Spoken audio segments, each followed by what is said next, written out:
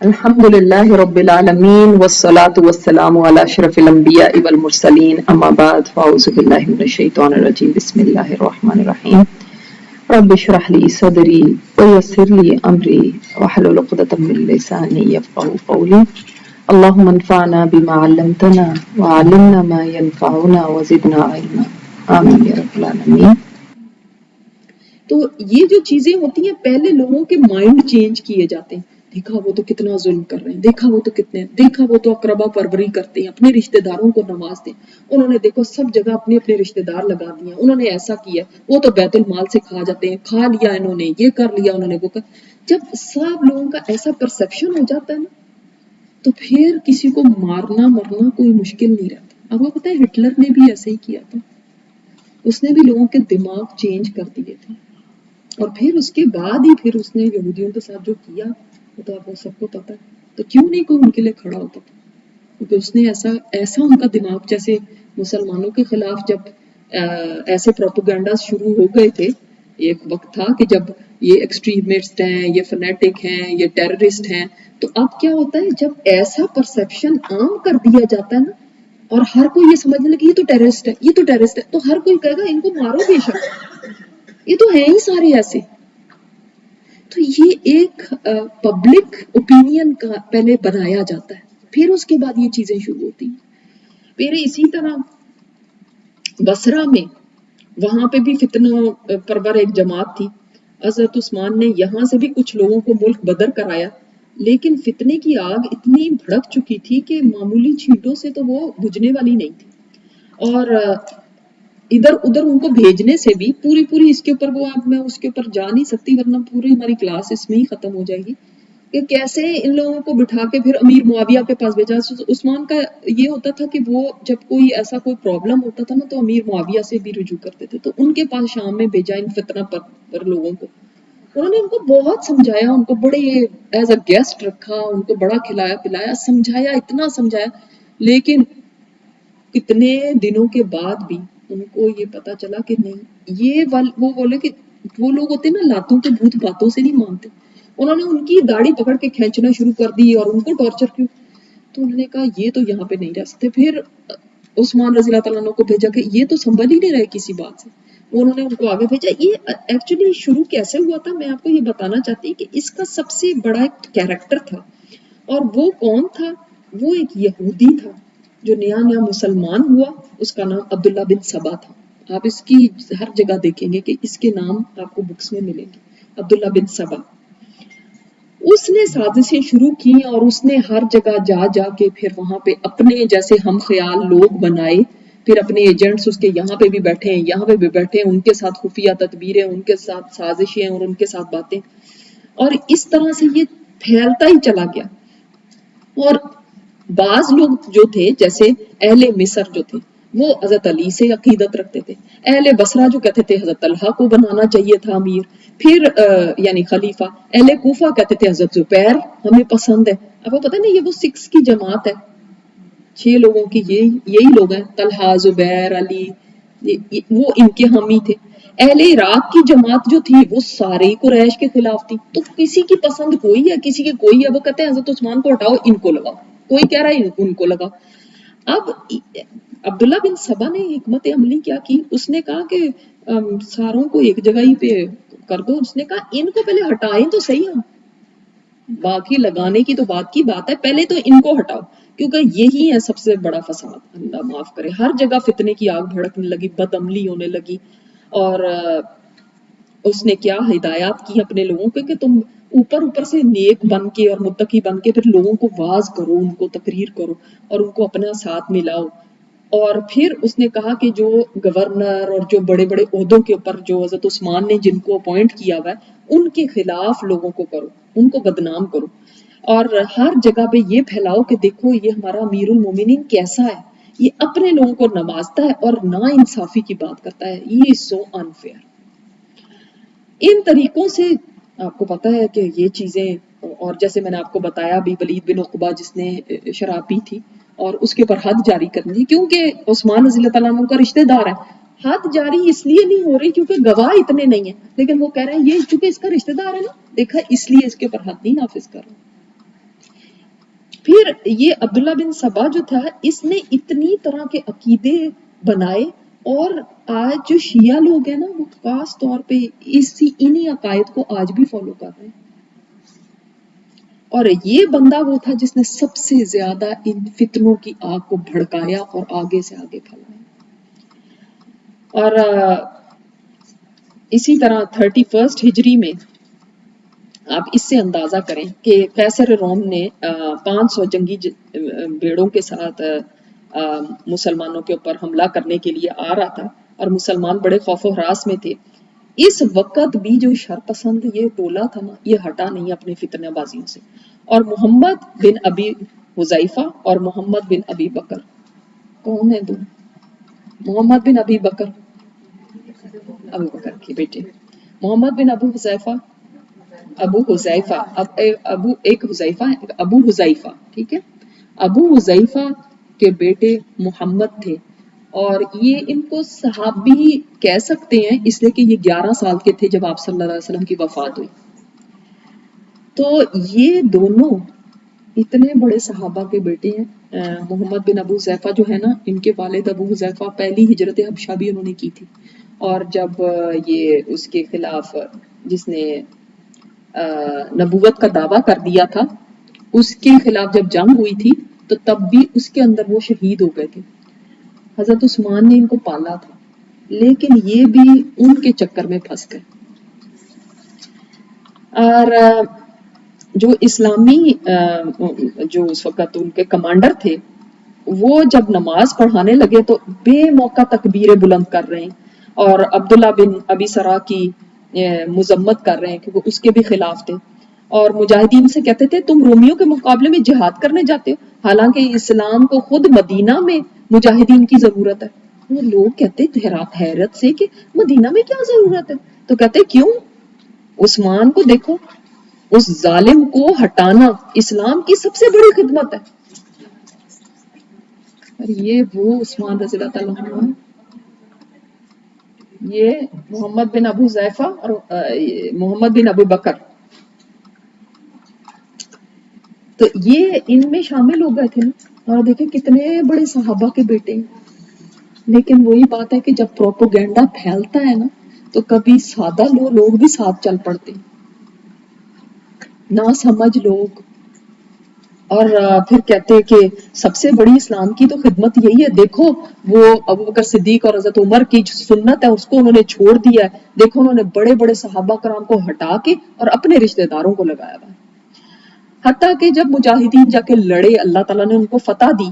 اچھا ایک اور بات دیکھیں، سبحان اللہ، میں حیران ہوں کہ جب مسلمانوں کا جو شپ تھا وہ جا رہا تھا تو یہ ایک کشتی میں سوار ہو گئے اور اس کے ساتھ ساتھ اس کو فالو کرتے جا رہے ہیں، اور جہاں وہ لنگر کرتا تھا نا شپ، تو وہیں پہ کھڑے ہو کے ان کو باز کرنے شروع ہو جاتے تھے، اپنے خیالات بتاتے تھے، تم لوگ کیوں جا رہے ہو، واپس مڑ جاؤ. پھر خیر مسلمانوں کو جب فتح ہو گئی تو مسلمانوں نے ان کو ملامت کیا کہ تم لوگ تو جہاد کے لیے آئے ہی نہیں، تم کیسے لوگ ہو. تو انہوں نے کہا ہم اس جہاد میں کیسے حصہ لے سکتے ہیں جس کا انتظام جو ہے وہ عثمان نے کرایا. تو عبداللہ بن ابی سرا نے جب دیکھا کہ یہ دونوں کسی طرح اپنی حرکتوں سے باز نہیں آتے تو ان کے ساتھ سختی کی، ان کو منع کیا اور ان کو کہا خدا کی قسم اگر امین المومنین کا خیال نہ ہوتا تو میں تم نے اس چیز کا مزہ چکھاتا یہ جو تم فساد کر رہے ہیں. آپ دیکھیں گے کہ مسلمانوں کو ہمیشہ جب نقصان پہنچا ہے اپنے اندر سے ہی پہنچا ہے. کبھی باہر والے آ کے ان کا دروازہ نہیں توڑ سکے جب تک وہ خود اپنا دروازہ نہیں کھولتے. جب میں یہ پڑھ رہی تھی مجھے اتنا دکھ ہو رہا تھا، میرا دل اتنا تکلیف میں تھا، کیسے دیکھو ایسے ہی تو نہیں مسلمانوں کا ڈاؤن فال، اپنوں میں سے ہی اٹھے. ہر دور میں میر ثابت، میر جعفر رہے، ہر دور میں. تو مدینہ، جی مدینہ بھی فسادیوں سے خالی نہیں تھا. وہاں پہ بھی لوگ، ظاہر ہے ان کی جماعت کا کوئی نہ کوئی اثر تو یہاں پہ بھی پہنچا تھا. 35 ہجری میں جس میں حضرت عثمان کی شہادت ہوئی ہے اس وقت بھی جو فسادی تھے مدینہ میں اتنے دلیر ہو گئے تھے کہ باہر کے جو فسادی تھے ان کی مدد سے خود امیر المومنین کے اوپر باتیں کرنے لگ گئے تھے، ان کے اوپر ہاتھ اٹھانے لگ گئے تھے۔ ایک دفعہ جمعے کے دن عثمان رضی اللہ تعالیٰ عنہ ممبر پہ خطبہ دے رہے تھے، ابھی حمد و ثنا شروع کی تھی کہ ایک آدمی کھڑا ہو کے کہنے لگا عثمان اللہ کی کتاب کو اپنا طریقہ بنا، تو بڑے تحمل سے اس کو کہتے ہیں نرمی سے کہ بیٹھ جاؤ۔ دوسری مرتبہ کھڑے ہو کے اس نے پھر یہی کہا، عثمان رضی اللہ تعالیٰ نے پھر بیٹھنے کا کہا، 3 دفعہ یہی ہوا۔ اسی طرح خطبے کے درمیان ہی ایسی مطلب آوازیں اونچی ہونے لگی، ہر دفعہ انہوں نے نرمی سے بیٹھنے کا فرمایا، لیکن اس کی سازش تو پہلے سے طے ہو چکی تھی نا، سارے جو مفسد تھے اور بھی تو تھے جو وہاں پہ تھے، اور وہ کھڑے ہو گئے اور انہوں نے اتنے پتھر برسائے کہ عثمان رضی اللہ تعالیٰ زخموں سے چور ہو کے ممبر سے فرش پر گر پڑے، مگر صبر کا یہ عالم تھا کہ اس کے باوجود کوئی غصہ نہیں۔ تو ان کو اتنا زیادہ بدنام کر دیا تھا نا کہ کوئی اب سب سمجھنے لگے تھے کہ جیسے میں آپ کو بتا رہی نا کہ جب ایک دفعہ باتیں شروع ہوتی ہیں نا ایسے ہے ایسا ہے ایسا ہے، دیکھیں مثال کے طور پہ کسی کو کہیں گے چور ہے، آپ بھی کہنا شروع کر دیں، آپ بھی کہنا شروع، آپ بھی کہنا شروع، ایک دن میں کہوں گی نہیں ہے، دوسرے دن بھی کہوں گی شاید ہے ہی، تیسرے دن میں کہوں گی ہاں واقعی ہے، دیکھو سارے ہی کہہ رہے ہیں نا۔ ان کے اوپر جو اعتراضات تھے یہی جو جیسے میں نے آپ کو بتائے، اپنے خاندان کو فوقیت دیتے ہیں جی، بڑے بڑے صحابہ کو انہوں نے پیچھے کر دیا ہے جی، انہوں نے ایسے کر دیا ہے کہ نہ اہل نہ تجربہ کار لوگوں کو آگے لے آئے ہیں، اور فلاں کو انہوں نے بنا دیا گورنر، فلاں کو بنا دیا۔ یہ اتنی ساری باتیں ہیں کہ میں ان کے اندر جا نہیں سکتی کہ کس کو انہوں نے کس کی جگہ کیا اور اس کی کیا وجہ تھی، کس کو انہوں نے ہٹایا اس کی کیا وجہ تھی، لیکن اگر آپ کبھی دیکھنا چاہیں تو کتابوں میں سب لکھا ہوا۔ ہاں مگر ایسے لوگ آج بھی ہیں جو ان پروپیگنڈا سے اتنے زیادہ متاثر ہیں کہ وہ حضرت عثمان کو پھر بھی کہتے ہیں کہ یہ ایسے ہیں، اور آپ ان میں اللہ تعالیٰ ہدایت دے کہ شیعہ لوگوں کو دیکھیں کہ آج وہ اپنے ممبروں پر کیسے ان صحابہ کے بارے میں زبان استعمال کرتے ہیں جن کے بارے میں آپ صلی اللہ علیہ وسلم نے فرمایا تھا کہ آج کے بعد عثمان کچھ بھی کرے تو اس کو کوئی فرق نہیں پڑتا، جن کو جنت کی بشارت آپ صلی اللہ علیہ وسلم نے دی، ان کے بارے میں یہ بات ہونے لگی۔ اور پھر ایک اور الزام یہ تھا کہ بیت المال میں یہ جو ہے نا میں سے رد و بدل کرتے ہیں بیت المال میں، حالانکہ یہ تو خود اتنے مالدار تھے، انہوں نے تو ہمیشہ اپنے پیسوں سے مسلمانوں کی مدد کی تھی، بیت المال سے لینا تو کیا تھا، اور بیت المال میں سے اپنے خاندان کو دیتے ہیں۔ تو ایک دن پھر خطبہ دینے کے لیے کھڑے ہو کر فرمایا لوگ کہتے ہیں کہ مدینہ میں اپنے خاندان والوں سے محبت رکھتا ہوں اور ان کے ساتھ میں سخاوت کرتا ہوں، لیکن میری محبت نے مجھے ظلم کی طرف مائل نہیں کیا، بلکہ میں صرف ان کے واجبی حقوق ادا کرتا ہوں، اسی طرح فیاضی بھی اپنے مال سے کرتا ہوں، مسلمانوں کا مال میں اس میں حلال نہیں سمجھتا۔ پھر بھی انہوں نے، اور پھر میں نے آپ کو جیسے بتایا کہ چچا کو اپنے واپس کیوں لے کر آئے، حکم کو کیوں واپس لائے، یہ جب آپ صلی اللہ علیہ وسلم نے جلا وطن کیا تھا تو وہ تو آپ صلی اللہ علیہ وسلم نے اپنی زندگی میں کہہ دیا تھا کہ ٹھیک ہے ان کو معاف کر دیے، ان کے بیٹے مروان کے ساتھ انہوں نے اپنی بیٹی کی شادی کی تھی۔ پھر اسی طرح عبداللہ بن ابی سرح جب طرابلس کی طرف ان کو بھیجا تھا تو کہا تھا کہ اگر تم فتح یاب ہوئے، اگر تم کامیاب ہوئے تو مال غنیمت کا 5واں حصہ تمہیں دوں گا انعام کے اس کے اندر کے یہ، اور پھر ان کو دیا تو لوگوں نے اعتراض کرنا شروع کر دیا، دیکھا اپنے رشتہ دار کو دیکھو اتنا حصہ دے دیا، تو انہوں نے کہا لوگ اعتراض کر رہے ہیں آپ واپس کر دیں، تو انہوں نے واپس کر دیا، مگر یہ بھی ایک بہت بڑا اعتراض کیا جاتا تھا۔ پھر ایک یہ بھی اعتراض تھا کہ جو چراغ گاہ جو گورنمنٹ کی چراغ گاہ ہے جس میں فوجی گھوڑے اور زکوٰۃ کے اور بیت المال کے اور یہ سب چیزیں جو وہ وہاں پہ چرتے ہیں اور چراغ گاہیں ہوتی تھی، اس میں عام لوگوں کو کیوں نہیں چرانے دیا جاتا، تو وہ کہتے تھے کہ سرکاری خرچ سے تیار ہوئی، اس میں عام لوگوں کو تو نہیں چرانا چاہیے اپنی ان کو۔ پھر کہتے ہیں ابو ذر کو انہوں نے جلا وطن کیا، حالانکہ وہ خود نکل کے چلے گئے تھے، ابو ذر غفاری کا بھی آپ کو بتایا نا، تو وہ خود نکل کے چلے گئے تھے۔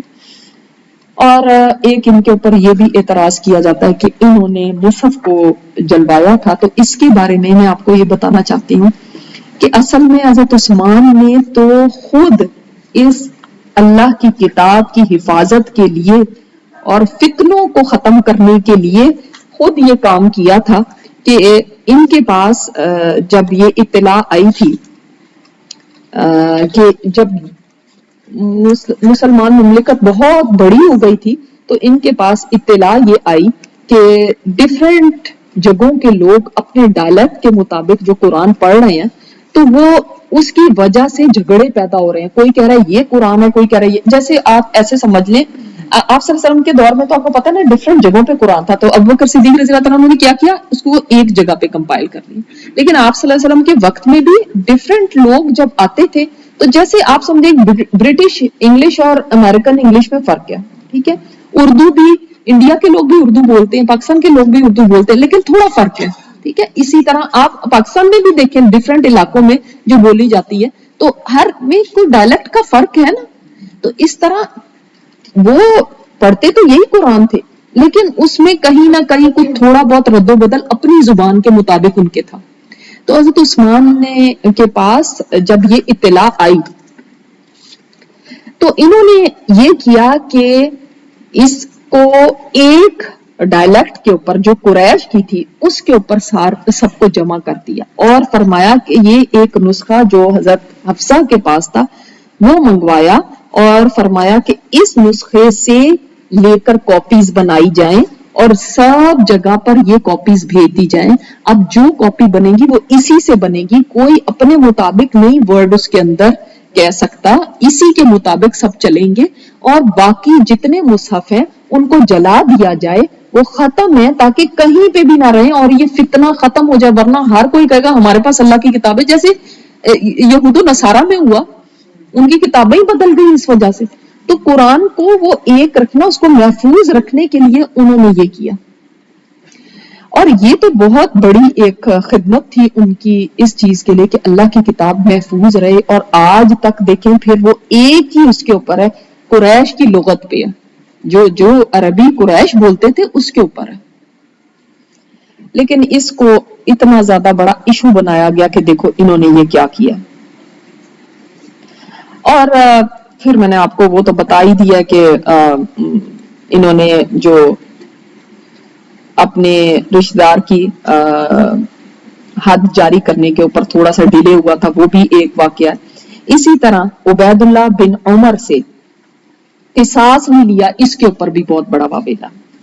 اصل میں واقعہ کیا ہوا کہ جب عمر رضی اللہ تعالیٰ عنہ کو ابو لولو نے شہید کر دیا, تو میں نے آپ کو بتایا تھا ابو لولو جو تھا اس نے اپنے آپ کو بھی مار لیا تھا اس کے بعد. تو عبید اللہ جو تھے حضرت عمر کے جو بیٹے ہیں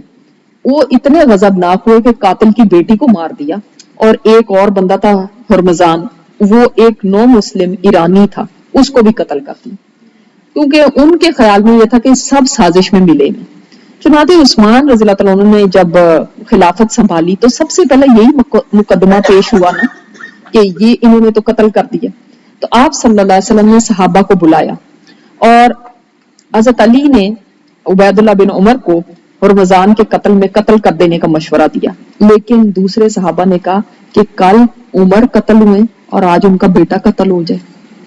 اور انہوں نے کہا کہ امیر المومنین اگر آپ عبید اللہ کو معاف کر دیں تو امید ہے کہ اللہ تعالیٰ آپ سے باز پرس نہ کرے گا. تو اکثر صحابہ عبید اللہ کو قتل کر دینے کے خلاف تھے. تو حضرت عثمان نے فرمایا کہ چونکہ اس کا کوئی وارث نہیں ہے, جب کسی کا کوئی وارث نہیں ہوتا نا, ہرمزان نو مسلم تھا نا, جب کسی کا کوئی وارث نہیں ہوتا تو اس کا وارث جو ہوتا ہے وہ خلیفہ ہوتا ہے, اسٹیٹ ہوتی ہے اس کی وارث. تو فرمایا کہ امیر المومنین ہونے کے ناطے میں ہوں اس کا وارث, تو میں اب قصاص کی بجائے میں دیت لینے کے اوپر کہتا ہوں, ٹھیک ہے. تو دیت کے اوپر انہوں نے فیصلہ کیا کہ میں دیت لوں گا, اور پھر دیت بھی اپنے مال سے خود ادا کر دی. اور پھر انہوں نے جتنی عمدگی کے ساتھ یہ فیصلہ کیا, اس سے بہتر کوئی فیصلہ نہیں ہو سکتا تھا, لیکن اس کے اوپر بھی ان کو تان کیا جاتا ہے. اسی طرح مینا میں انہوں نے 2 رکعت کی جگہ 4 رکعت نماز پڑھی, تو اس کے اوپر ان کو بڑا تان کیا گیا. لیکن انہوں نے فرمایا کہ دیکھو جب میں مکہ پہنچا تو یہاں میں نے اقامت کی نیت کر لی, میں یہاں پہ مقیم ہو گیا تھا, ہو سکتا ہے انہوں نے کوئی پراپرٹی خریدی ہو وہاں پہ, تو میں مقیم ہو گیا. اور میں نے آپ صلی اللہ علیہ وسلم کو یہ سنا ہے فرماتے ہوئے کہ جو کسی شہر میں مقیم ہو تو وہ وہاں پہ پوری نماز پڑھے گا, تو میری پوری نماز ہوگی. لیکن اس کے اوپر بھی ان کو کہا کہ یہ تمہیں بدعت شروع کر دی, اور انہوں نے کیا شروع کر دیا. تو آپ دیکھیں اگر سارے الزامات ان کے اوپر آپ دیکھیں گے نا تو سب کے پیچھے پتہ چلتا ہے کہ فتنہ پردازی اور سازشیں اور انہوں نے کوشش بھی کی یہ کہ یہ ختم ہو جائیں، لیکن یہ اتنی بڑھ گئی تھی کہ ختم کرنا مشکل تھا۔ انہوں نے اپنے گورنروں کو بھی بلایا، ان سے بھی مشورے لیے کہ کیسے ان چیزوں کو ختم کیا جائے، ہر ایک نے اپنے اپنے مشورے دیے، مگر آسان نہیں تھا۔ پھر اس کے بعد انہوں نے ایسا کیا کہ انہوں نے اپنے کچھ ایک ٹیم بنائی اور اس کو ڈفرینٹ علاقوں میں ڈفرینٹ ٹیمز کو بھیجا کہ آپ جائیں اور جا کے دیکھ کے آئیں کہ وہاں کے لوگ کیا کہتے ہیں، وہاں کے حالات معلوم کریں، وہاں پہ کیا ہو رہا ہے، وہاں کے لوگوں سے بھی ملیں، وہاں کے گورنروں کی بھی صورتحال دیکھیں، اور یہ بھی اعلان کر دیا کہ حج کے موقع پر ہر جگہ سے جو بھی بڑے بڑے عہدے والے ہیں وہ آئیں، یہاں پہ بڑے عمال جو ہیں، گورنر جو ہیں وہ یہاں پہ آئیں، اور جو لوگ بھی ان کے خلاف کوئی شکایت رکھتے ہیں وہ بھی یہاں پہ آئیں، اور میں سامنے فیصلہ کراؤں گا۔ اس طرح سے وہ لوگوں کی شکایات سنتے تھے، کیونکہ جہاں پہ بھی ظاہر ہے چاہے صحابہ ہوں یا ان کے آگے اولادیں ہوں، کوئی فرشتہ نہیں ہے، انسان ہی ہے۔ تو جو گورنر جو عہدوں پہ تھے، کبھی پتہ چل جاتا تھا کسی نے کسی کو بلا وجہ مار دیا، مارا سے مطلب ہے کہ پٹائی کی، کسی نے کسی کو تھپڑ مار دیا، کسی نے کسی کو گالی دے دی۔ سٹل یہ دور جو تھا نا،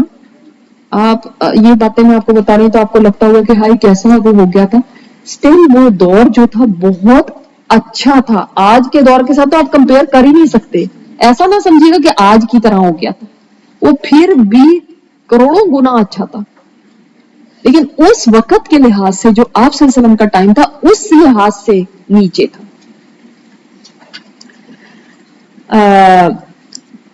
اب جو انقلاب کی کوششیں شروع ہوئی تو ایک سازش کی گئی جو بصرہ میں، کوفہ اور مصر کے فتنہ پردازوں نے آپس میں مل کے اپنے شہر سے حاجیوں کی طرح کی مطلب وہ کر کے ہم احرام پہن کے آ رہے ہیں، اور ادھر کا رخ کیا تاکہ حضرت عثمان سے اپنے مطالبات منوائیں۔ انہوں نے جو کہہ دیا تھا کہ حج کے سیزن میں سب آئیں تو میں سب کی شکایت سنوں گا، تو انہوں نے حج کا سا اپنا ڈریس اپ کر کے تو پہنچ گئے۔ مدینہ کے قریب پہنچ کر شہر سے 2-3 میل کے فاصلے پر قیام کیا، اور چند آدمی اس جماعت کے جو ٹاپ کے تھے وہ باری باری حضرت طلحہ، حضرت زبیر، سعد بن ابی وقاص اور علی کے پاس گئے کہ وہ ہم اپنے تھرو ہمارا معاملہ آگے پہنچائیں، لیکن سب نے اس جھگڑے میں پڑنے سے انکار کر دیا۔ عثمان رضی اللہ تعالیٰ عنہ کو فتنہ و فساد کا دبانا اور لوگوں کی صحیح شکایات کو دور کرنا، وہ ان کو تو یہ قبول تھا اور ان کو یہ منظور تھا اور وہ چاہتے تھے کہ ایسا ہو۔ تو انہوں نے جو یہ فسادی لوگ تھے جب ان کی خبر سنی تو حضرت علی کو بلا کے کہا کہ آپ اس جماعت کو راضی کر کے نا تو واپس بھیج دیں، جو بھی ان کے مطالبات ہیں جو بھی ہیں اس کو مطلب اس معاملے کو ٹیک کیئر کریں۔ چنانچہ حضرت علی وہاں پہ ان کے پاس گئے اور ان کو کسی طرح کہہ کے تو ان کو واپس کر دیا۔ اس کے بعد عثمان رضی اللہ تعالیٰ عنہ نے جمعے کے دن مسجد میں خطبہ دیا اور بڑے اصلاحی ریفارمز کیے، اصلاحی اسکیمیں بیان کی، لوگ خوش ہوئے، لوگوں نے کہا اب سارے مسئلے ختم ہو جائیں گے، دیکھو وہ بھی آرام سے چلے گئے، اور مدینہ کی گلیوں میں تکبیروں کی آوازیں ہیں اور یہ بڑے لوگ خوش ہو گئے۔ اتنے میں اچانک سے گھوڑوں کی ٹاپوں سے شور مچ گیا کہ گھوڑے گھوڑے آ رہے ہیں اور جیسے قیامت برپا ہو گئی۔ جو بڑے بڑے صحابہ سے گھبرا کے گھروں سے نکل آئے کہ کون آ گیا، تو وہ جو مفسدوں کی فسادیوں کی جماعت گئی تھی نا وہ واپس آ گئی، اور کیا نعرے لگا رہے ہیں، انتقام انتقام انتقام، اس کے نعرے لگا رہے ہیں۔ حضرت علی آگے بڑھے کہ بھئی آپ لوگوں کو تو اچھا بھلا کر کے واپس بھیجا ہے، آپ کیوں واپس آ گئے؟ تو انہوں نے کہا بھئی ہم تو جا رہے تھے تو ہمیں مصریوں نے کہا کہ راستے میں خلیفہ کا ہمیں ایک بندہ ملا اور وہ نہایت تیزی سے مصر کی طرف جا رہا تھا، تو ہم نے اس کو پکڑا اور پھر ہم نے اس سے انویسٹیگیٹ کیا کہ پتہ چلے یہ کیوں جا رہا ہے، اس کی تلاشی لی تو اصل میں اس کے پاس خلیفہ کا ایک حکم نامہ، اس کا فرمان ہوتا تھا نا ایک، تو اس سے وہ ملا جس میں ہدایت کی گئی تھی کہ ہم لوگوں کی تو گردنیں اڑا دی جائیں جب ہم مصر پہنچے، تو یہ تو ہم سے بدعہدی ہوئی ہے اور ہم تو انتقام لیں گے اس کا۔ اب وہ واپس آ گئے۔ اگلی دفعہ انشاءاللہ دیکھیں گے پھر کیا ہوا، کیونکہ یہیں سے آگے حضرت عثمان کی شہادت کا واقعہ۔ مگر یہ جھوٹ تھا نا، یہ سب جھوٹ تھا. وہ تو کبھی اس طرح کی ان کو اطلاع ملی تو وہ حیرت سے اپنی لا علمی کا انہوں نے اظہار کیا. انہوں نے کہا کہ مجھے تو اس خط کی خبر تک نہیں ہے. کون سے خط کی بات کر رہے ہیں؟ سبحانک اللہم وبحمدک نشہد ان لا الہ الا انت نستغفرک ونتوب الیک. جب یہ سب پڑھتے ہیں تو دکھ اتنا ہوتا ہے کہ دیکھو کیسے سازشی کامیاب ہوتے چلے گئے اور کس طرح سے ان لوگوں نے اپنے جو فتنے جو انہوں نے سوچا اور جس طرح کی انہوں نے پلاننگ کی کیسے لوگوں کو اپنے ساتھ ملایا اور کس طرح کر کے کہاں تک پہنچ گئے. اور آپ کو پتہ ہے نا عمر رضی اللہ تعالیٰ عنہ کے بارے میں یہ تھا نا وہ حدیث جب وہ رو رہے تھے. میں نے آپ کو بتائی وہ بات تھی کہ حضرت حذیفہ سے انہوں نے پوچھا تھا نا کہ وہ ایک دروازہ جو ہے فتنوں کے آگے ایک دروازہ ہے. انہوں نے کہا تھا لوگوں اور فتنوں کے آگے ایک دروازہ ہے. تو پوچھا تھا کہ وہ دروازہ توڑ دیا جائے گا یا کھولا جائے گا.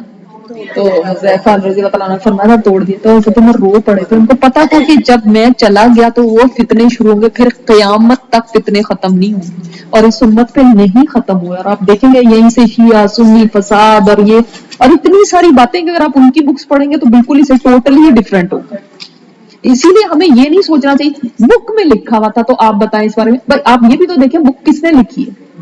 ایسے ایسے بھی لوگ ہیں جو شر پسند ہیں جو ایسی کتابیں لے کر جب اس زمانے میں شر پسند تھے نا تو آج تو اس سے کہیں زیادہ آگے شر پسند ہیں لوگ.